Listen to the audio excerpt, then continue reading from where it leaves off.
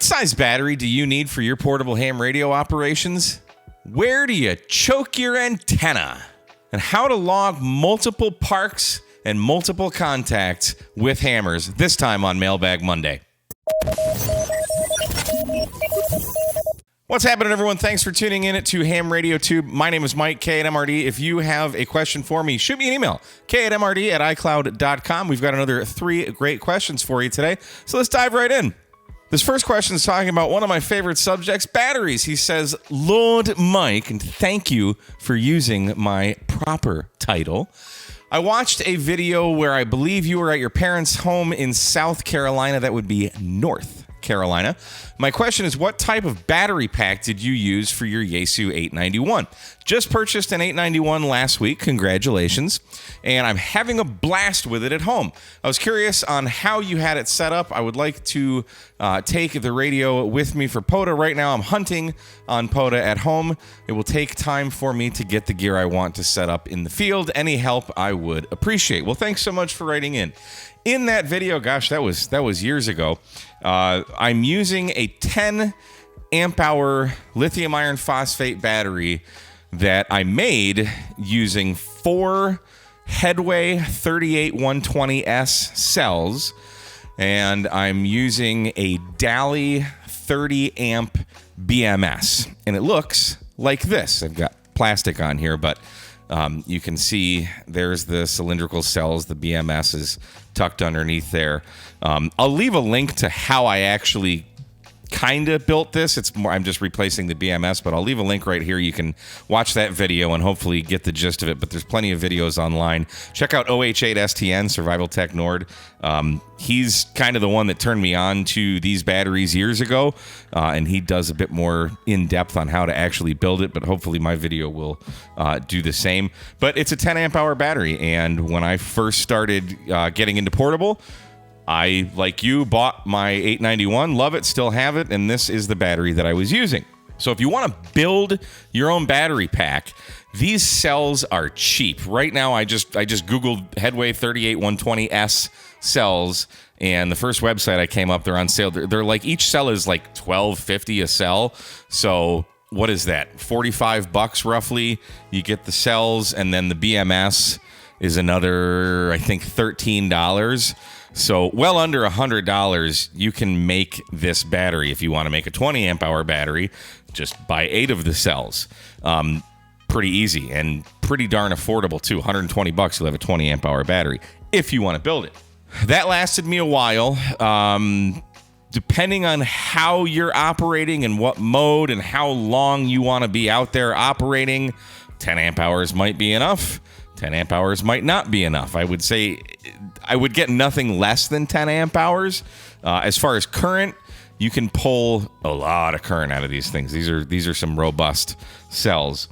But if you're not in the mood for making something, check out Bioenno. You can actually save 10% off at bioennopower.com with code HRT. It's not an affiliate link. I don't get a dime for it. I just want to help you guys save money, and I have a really good relationship with Bioenno. I use Bioennos now 100% of the time. This is the battery that is in my Little Geek battery box that's sitting right there. I just took it out for this video. This is a 12 amp hour lithium iron phosphate battery from Bioenno. They come in a couple different sizes. One's more rectangular, one's more square like this one. I think these are about $124. For a long time, I was using this 20 amp hour Bioenno. I've honestly never run it dry on an activation. It's just, I don't go through that much power. I mean, even sitting out, even doing FT8, I use 69 watts when I'm doing FT8. And I mean, in a couple hours, I think I still only use maybe 12 amp hours of capacity. But if you want to go even bigger, this is the 30 amp hour Bioenno. This is what I have inside of my Big Geek battery box that I built. That's what's in here. And for me, it was the biggest battery that fit in here, but I would rather have it and not need it than need it and not have it, because I've also got USB ports on here and things, and extra power pole connections to power all kinds of devices. But I have a solar charge controller and stuff in here too. So, I mean, unless you're hardcore, like I know James, Ham Radio Adventure Guy, I'm pretty sure he uses a 50 amp hour battery, but he literally POTAs every single day. Not sure how long he's out, but he probably goes through all 50 amp hours. So it really is going to depend on your operating style, what mode you're using. FT8 is definitely going to draw a lot more power than single sideband in an activation where, you might make 100, 150 contacts on single sideband at 100 watts. You might only go through 5 or 6 amp hours. So it's really going to depend. But like I said, 10 amp hours is probably the lowest I would go.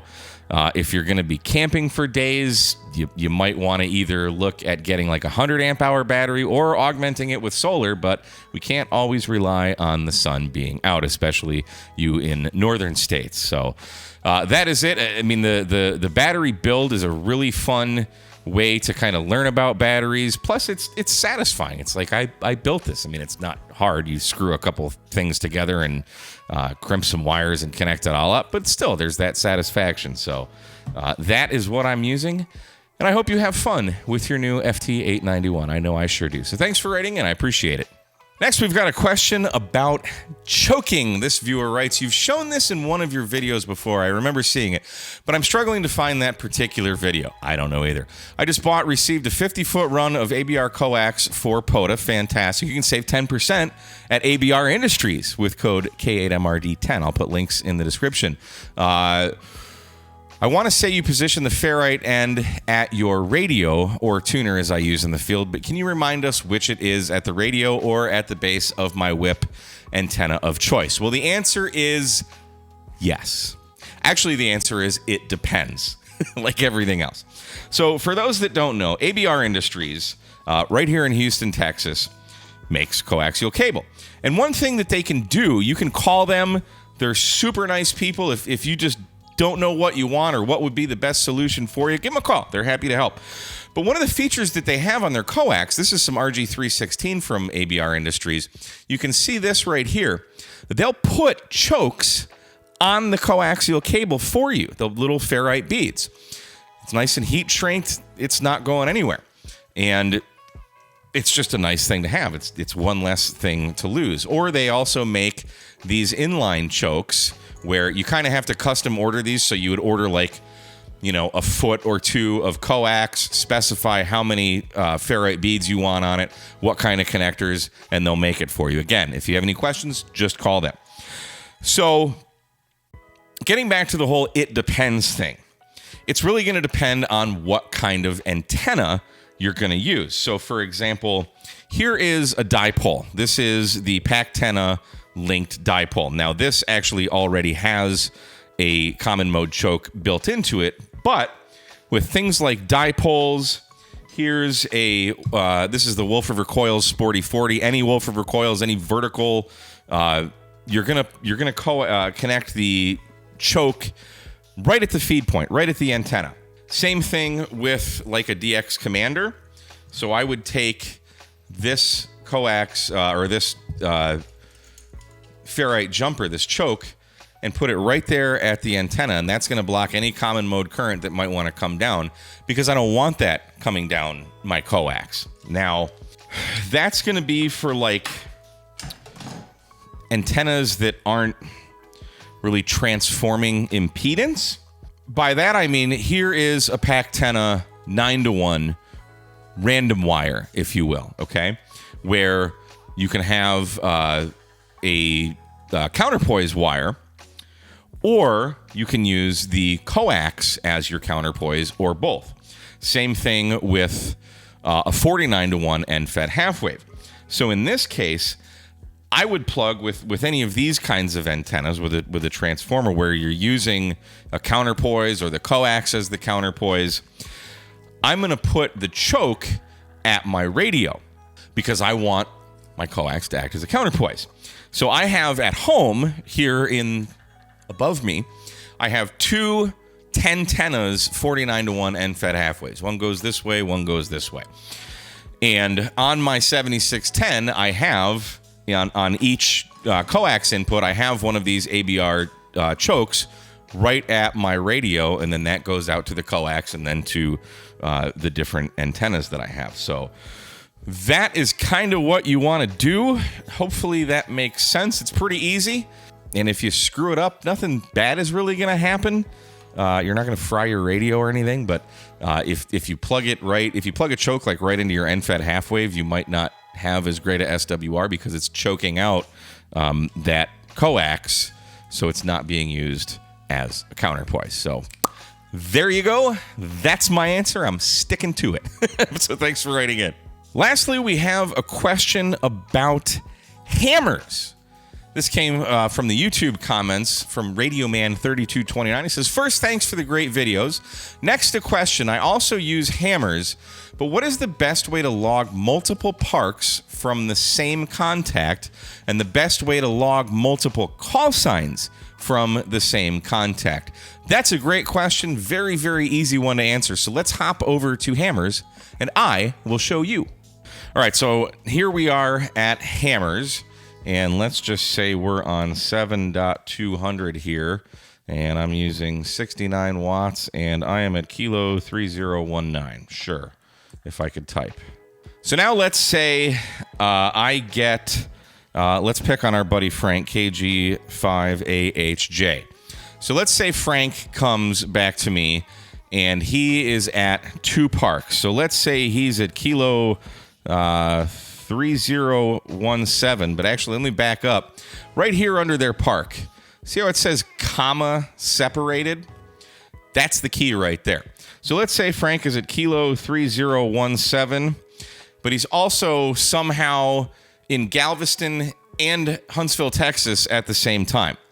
So all we have to do is simply put a comma and then kilo 3019, no spaces. That's it. If he's at another park, let's just pick 3356. I have no idea what that is. Might be a park, might not be.